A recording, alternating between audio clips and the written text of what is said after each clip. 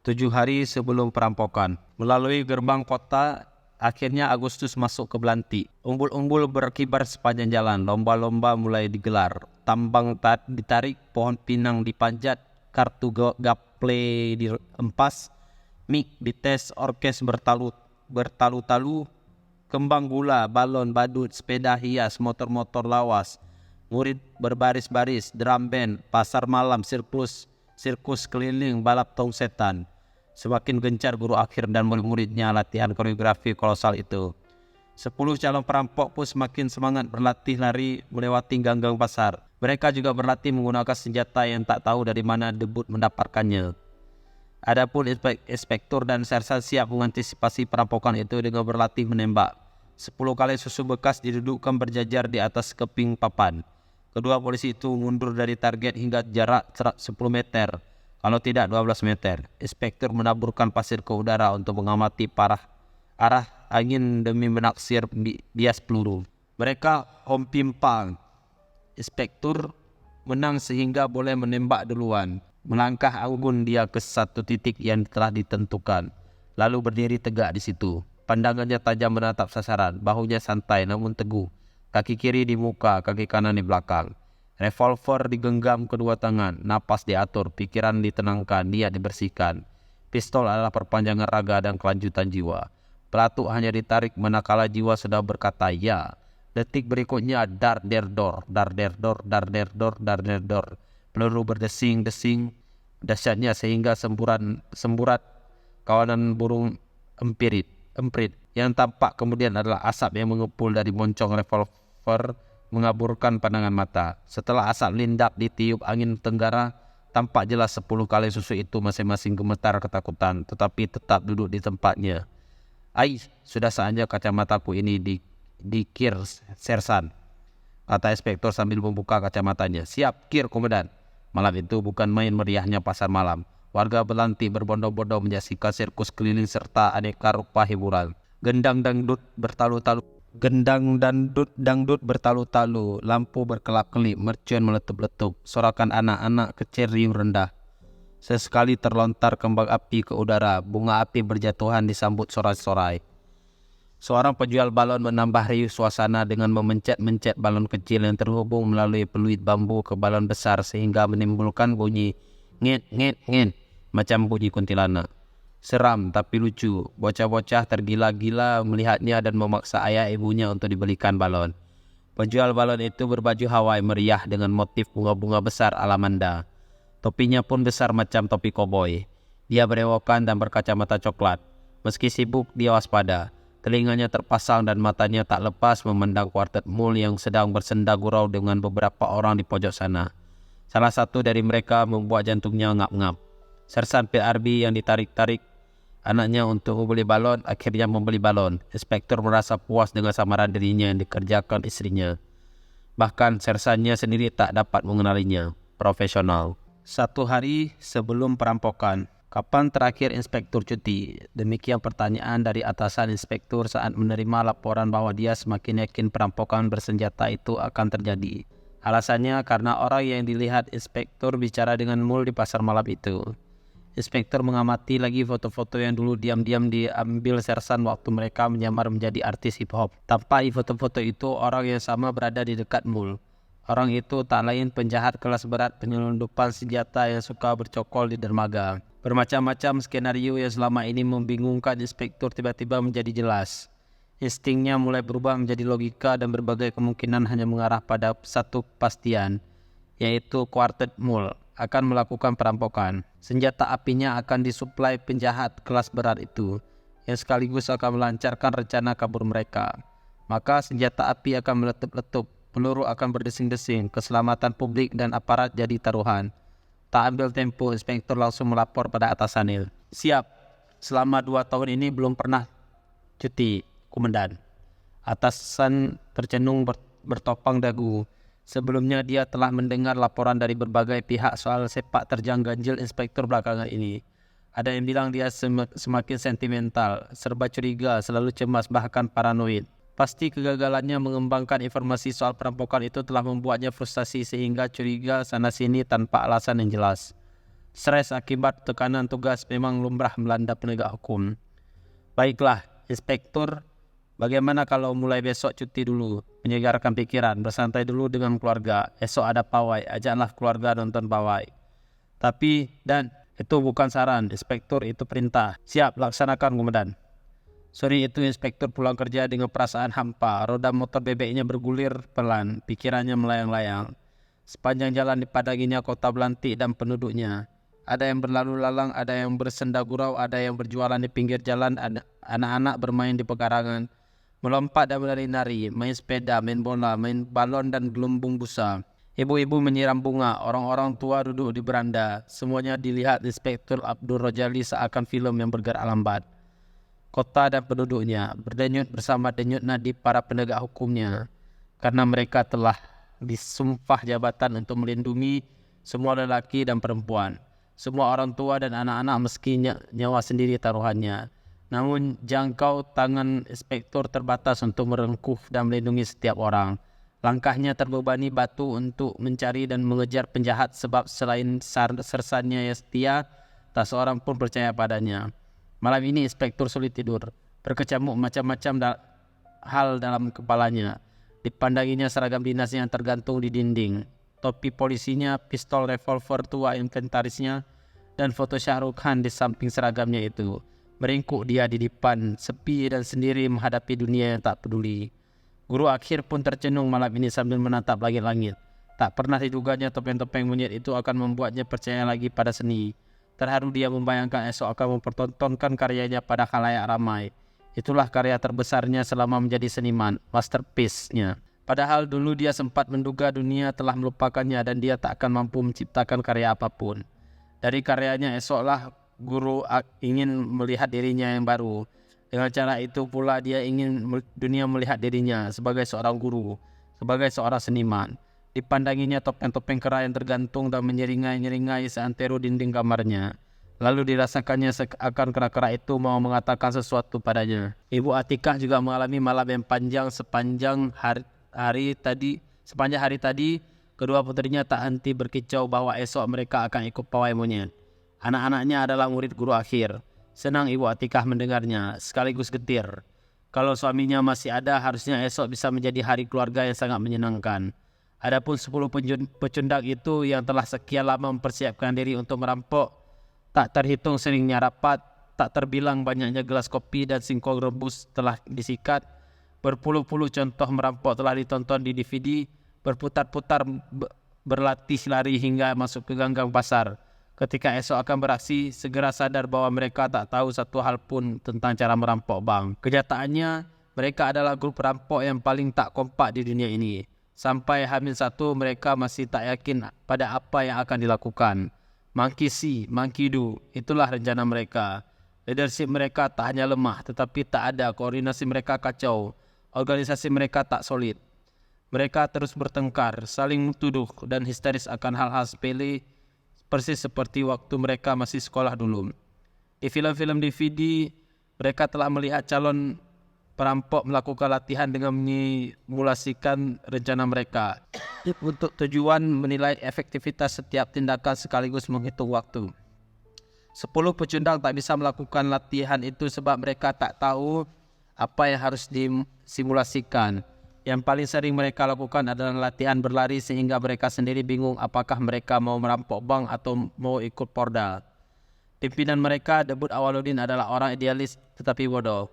Suatu kombinasi yang langka sebab biasanya orang idealis itu pintar. Ternyata jika seorang idealis tetapi dia bodoh, pekerjaannya hanya akan menuju pada satu hal, kurungan penjara. Debut dilanda sindroma sok kuasa tingkat gawat sebab untuk kali pertama dalam hidupnya dia merasa penting. Dia lebih tertarik menunjukkan bahwa dirinya punya pengaruh ketimbang berikhtiar untuk mencapai tujuan.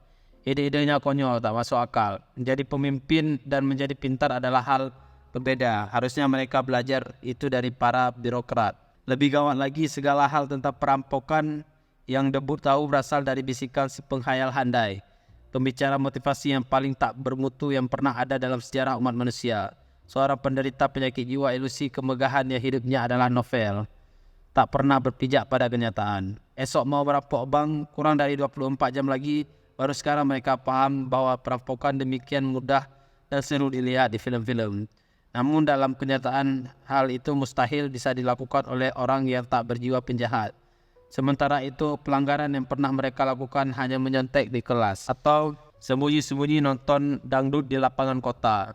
Mereka sama sekali tak menyukai kejahatan dan kekerasan. Malah sejak kecil mereka sendiri yang selalu menjadi korban kekerasan, ditindas dan dibuli habis-habisan oleh trio Bastardin dan duo Boron. Merampok sama sekali tak ada dalam spektrum karakter mereka. Membaca kejadian pencurian kecil-kecilan di koran lokal saja jantung mereka ngap-ngap. Hal lain yang tak mereka sadari adalah jangankan perampokan. Kata bersenjata itu sendiri punya implikasi hukum yang dapat membuat mereka kena kurung hingga jenggot tumbuh di siku. Dan sedikit saja sembrono di bank itu esok mereka bisa terkapar bersimbah darah di jalan raya kena bedil yang berwajib. Kiranya keinginan yang kuat untuk membantu seorang anak miskin yang pintar untuk masuk fakultas kedokteran membuat mereka bersikap naif terhadap risiko yang maha besar. Mereka bak keledai yang memanggul ketololan masing-masing. Waktu kecil mereka lugu, sudah dewasa mereka dungu. Kesadaran yang terlambat itu membuat Rusif tak bisa tidur. Tengah malam dirasakannya macam tengah hari. Gelap dilihatnya terang benderang sebab dia melihat lampu sorot kendaraan polisi mengepungnya dari berbagai penjuru. Sirine meraung-raung. Kuat firasat Rusif esok dia akan tertangkap. Sebuah gambar menghantuinya. Gambar dia mendekam di dalam sel penjara dengan kedua tangan menggenggam jeruji besi. Anak-anaknya menangis tersedu-sedan. Istrinya menjerit-jerit melihatnya digiring yang berwajib. Sinetron, itulah akhir hidup yang dibayangkan Rusif. Karena itu, mumpung masih ada kesempatan, sepanjang hari dia tak mau jauh-jauh dari anak-anaknya. Setiap teringat akan merampok esok, semakin erat dia mendekap anak bungsunya yang gembil dan masih TK itu.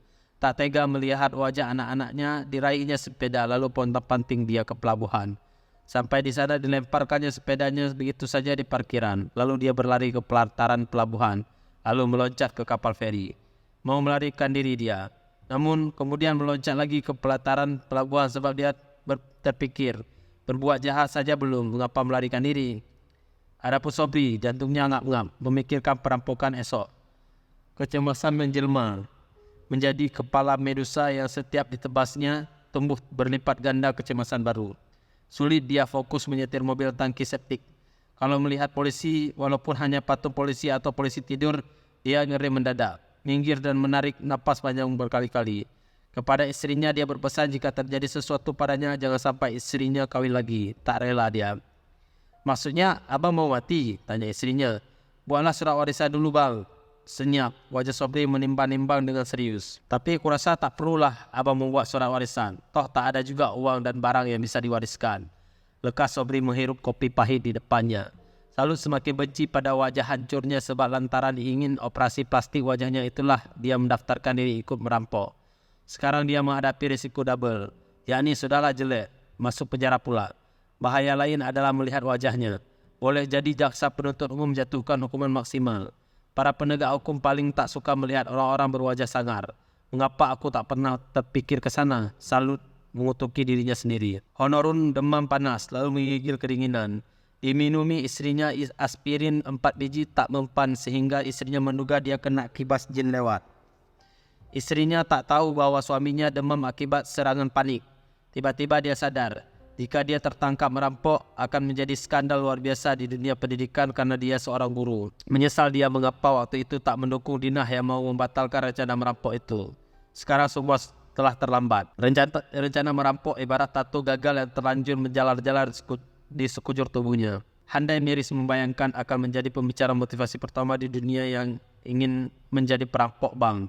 Namun dia terlanjur berkata ya pada rencana mereka yang konyol itu. Lagi pula, seorang pembicara motivasi yang selalu menyemangati orang lain tetapi dirinya sendiri mundur dari sebuah rencana adalah pembicara motivasi kacung kampret. Maka yang bisa dilakukannya sekarang hanya membuka album foto lama dan memilih foto-foto setengah badannya yang cukup representatif untuk ditempelkan di selebaran-selebaran di atas kata dicari. Deput Awaludin, sang ketua sendiri akhirnya mengakui bahwa rencana mereka merampok bank esok bak Roulette Rusia. Dan yang akan terjengkang diterjang peluru revolver adalah mereka sendiri. Dia sadar organisasi yang dipimpinnya adalah organisasi distopia yang mengarah pada kehancuran. Tercenung dia dalam penyesalan yang jauh, sejauh 15 tahunan silam. saat dia minta pada wali kelas agar tempat duduknya dipindahkan ke belakang karena dia ingin bergabung dengan para pencundang itu. Sesungguhnya saat itu dia memasukkan kepalanya sendiri ke mulut buaya. "Ah, seharusnya aku ikut pramuka saja waktu itu," kata hatinya. "Lihatlah akibatnya, hari ini aku pedagang buku yang idealis. Esok sore aku perampok bank yang tertangkap. Malamnya aku pedagang buku yang mendekam di sel-sel di kantor polisi. Lusa aku pedagang buku yang dioper ke penjara kabupaten." Tohirin kalut, lalu stres, lalu depresi. Kecemasannya lebih jauh dari kecemasan kawan-kawannya yang membayangkan risiko terbesar hanya sampai kurungan penjara. Risiko yang dihadapi Tohirin lebih mengerikan dari itu.